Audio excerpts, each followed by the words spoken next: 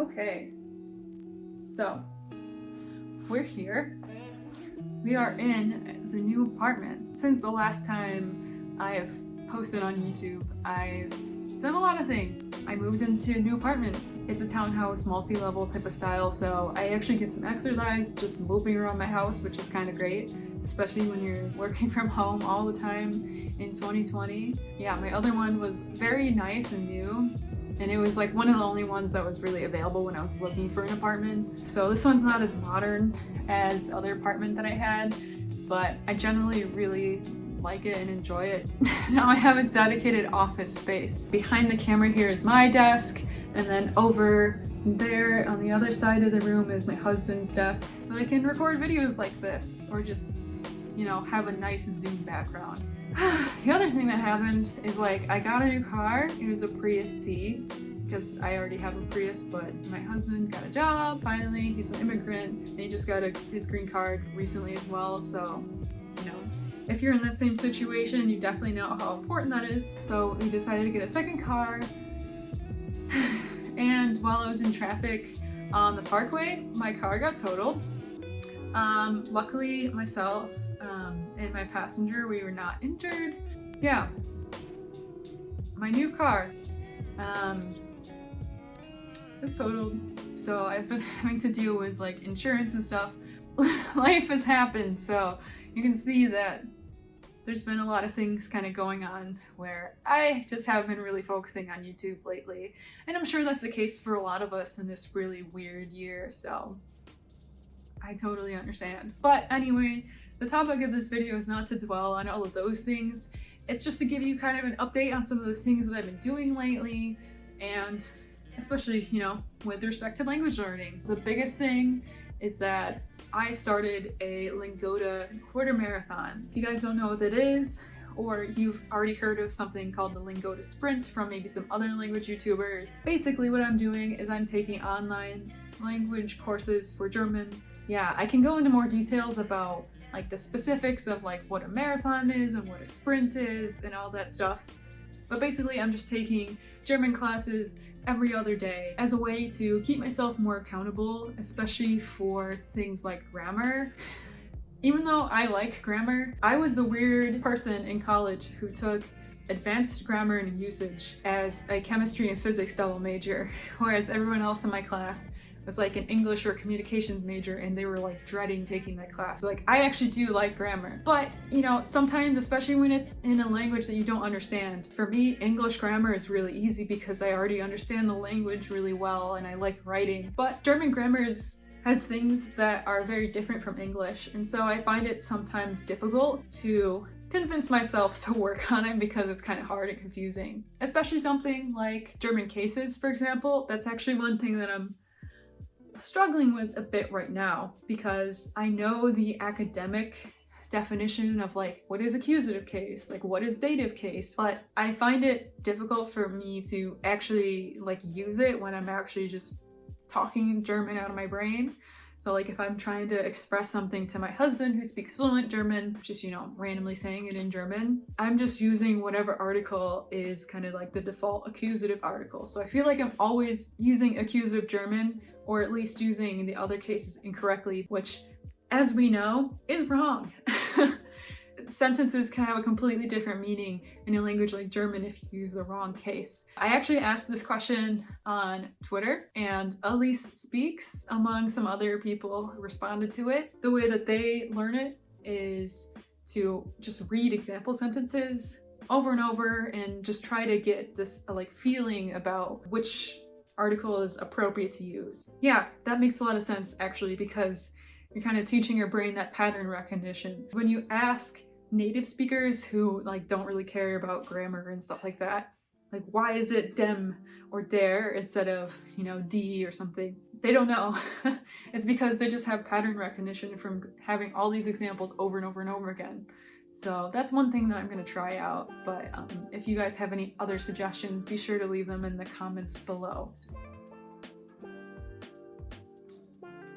I have my water in a mason jar today because my dishwasher spinny thing melted randomly the other day. So this is what's clean. Anyway, I was talking about Lingoda, and basically the reason that I wanted to do it was for accountability reasons. So if you're interested in taking some online language classes and possibly either getting a partial or full refund, Lingoda is definitely something that you should consider trying. Leave a comment down below if you'd like to see me give a review of Lingoda. I'm about to finish my first month of my 3-month marathon. I definitely have a lot of thoughts on that, and I just would want to put in a separate video so I don't like rant about it too long on here. Other thing that I've been doing, or at least thinking about, is kind of how I approach learning vocab. And for the longest time, I've always wanted to do like that proper spaced repetition system with something like Quizlet. So anytime I would encounter new vocab, whether it was from the shows I was watching or right now some of my Lingoda lectures, which all of them are completely in German, yeah, I would just like make a set in Quizlet and go from there. But I don't know what it is.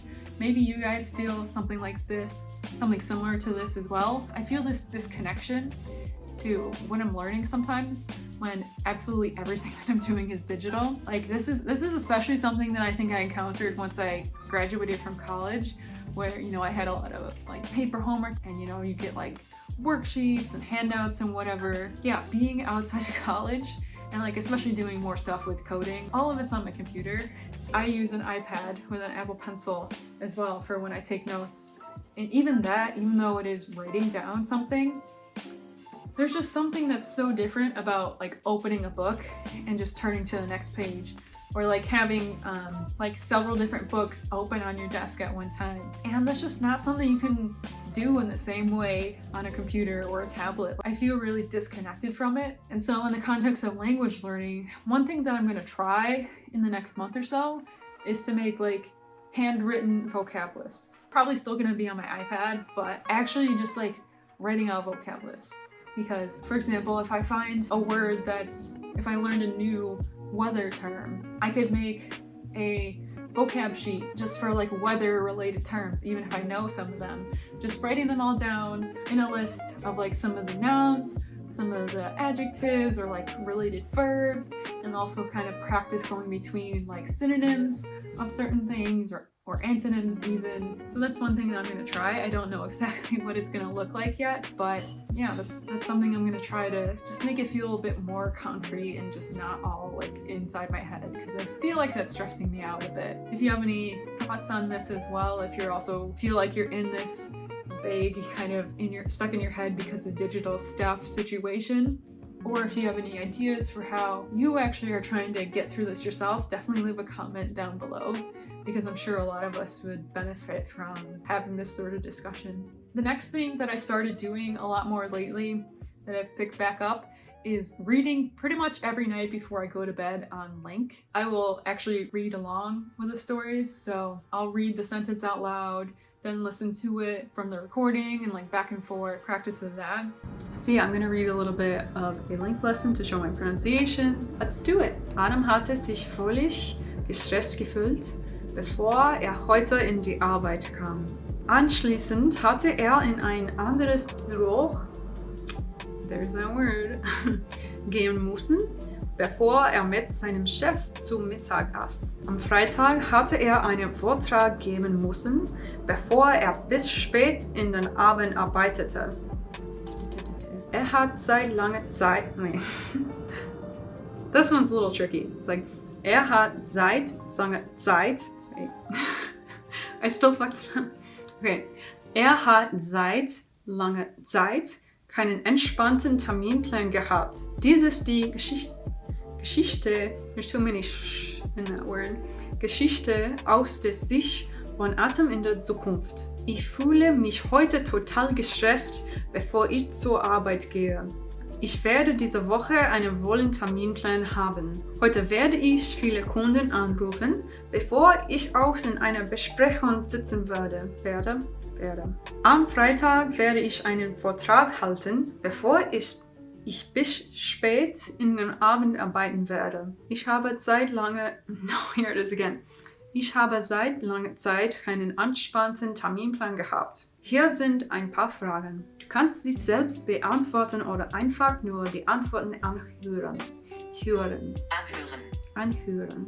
Yeah, I'm probably enunciating these questions like in the wrong places, but Adam hatte sich völlig gestresst gefühlt, bevor zur Arbeit kam. Wann hatte Adam in ein anderes Büro gehen müssen? Hatte danach in ein anderes Büro gehen müssen. I think I'm done. I've read a lot of it. I'm almost done with the freaking thing. So yeah, that's how my German's sounding right now. And I think that the combination of doing that reading with Link plus any of the Pimsleur courses that I've been doing that I'm listening to while I'm driving to work, I think that's really strengthened my pronunciation. I still struggle with that like hard R sound. So like in the word for office, bureau.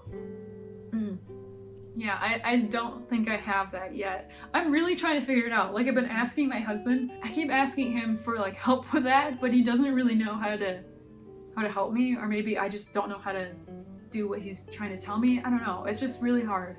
I can't get that, and I'm like really mad because I feel like I would sound so much better in German if I could just get that freaking like throaty R sound. So that's one thing that I'm also working on with that. Other than that, I feel like my pronunciation has gotten really pretty good. I still sometimes mess up words that are like EI or IE just because like I'm reading too fast, or like I've read a word that's similarly spelled and I just kind of like go for whatever pronunciation that was. But yeah, other than that, I think it's going really well. I found my favorite German letter, which is Z. So words like zusammen, like I really like saying that Z letter. It's just really fun. So much so that sometimes I accidentally say it when I'm trying to read like an S. That's supposed to be more like a regular Z sound, like a Z, rather than a Z. Yeah, that's my favorite letter, and I really like it. So yeah. So as far as what I've been watching, Pokemon Journeys in German, so Pokemon Reisen, it's free to watch online as long as you have a German VPN. I can leave that in the link in the description below if you're interested. Netflix, they kind of just release like a whole season at once. The network that I'm watching it online for free, they release one new episode a week, so I'm just trying to keep up with that. Although sometimes my husband gets a little impatient and he just wants to watch the next episode in English just because it's there. But I am resisting. I am, holding my ground. Like I want to watch it in German because it's better in German and I want to learn. Other than that, I know some people are going to come at me, but I only recently watched all of Avatar: The Last Airbender and Legend of Korra for the first time in English, like within the last couple months because it was on Netflix.